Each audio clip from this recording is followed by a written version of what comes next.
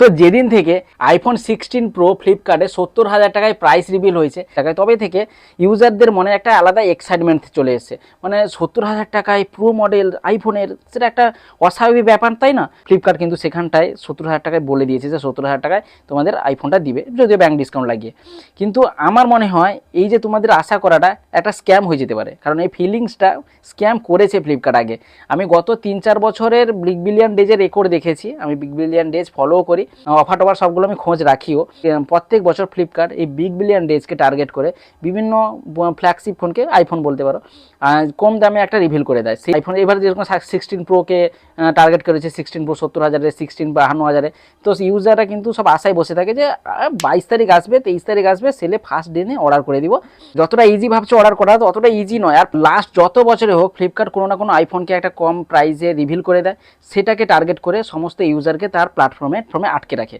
তো এখন আবার নতুন প্রাইস লক সিস্টেম করেছে, যেটা আগের বছরে ছিল। মানে 5,000 টাকা প্রি বুক করলে তোমরা আইফোন 16 প্রোটা 70,000 টাকায় পেয়ে যাবে, মানে আগেই পেয়ে যাবে, তোমাদের জন্য স্টকে থাকবে। তো আমি 4-5 দিন ধরে ট্রাই করছি, লক পাস তো আমার হাতেই আসছে না, মানে আমি অর্ডার করতেই পারছি না। সবসময় 1 লাখ টাকা দেখাচ্ছে, কেন দেখাচ্ছে আমি জানি না।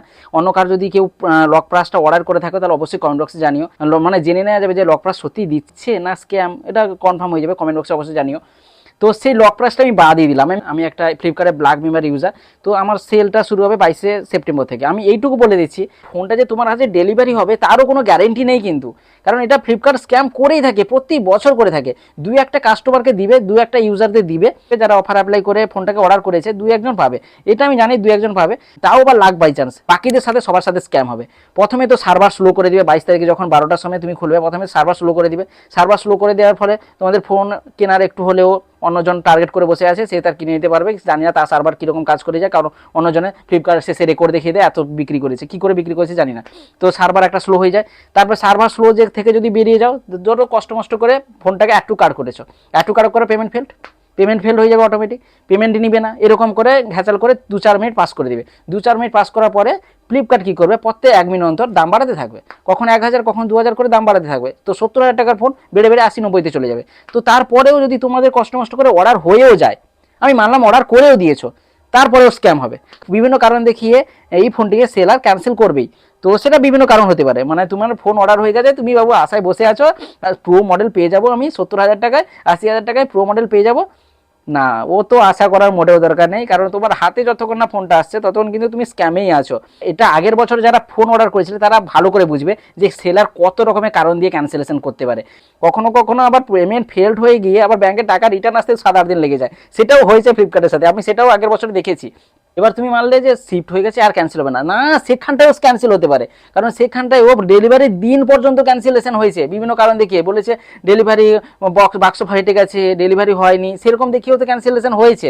তো সেটার থেকে আশা করা যাবে না যে শিফট হয়ে গেছে বলে পেয়ে যাবো, যতক্ষণ না হাতে প্রোডাক্ট পাচ্ছ। আবার প্রোডাক্ট পাওয়ার সময় আবার অনেক সেলার গিয়েও সাবান টাবানের ফ্রড তো হয়েই থাকে। তো যদিও ফ্লিপকার্টে ওপেন বক্স ডেলিভারি থাকে তাহলে তোমরা চেক করে নিতে পারবে, সেটাতে স্ক্যাম হবে না, তাও ফোনটাকে চেক করে নেওয়াটা উচিত।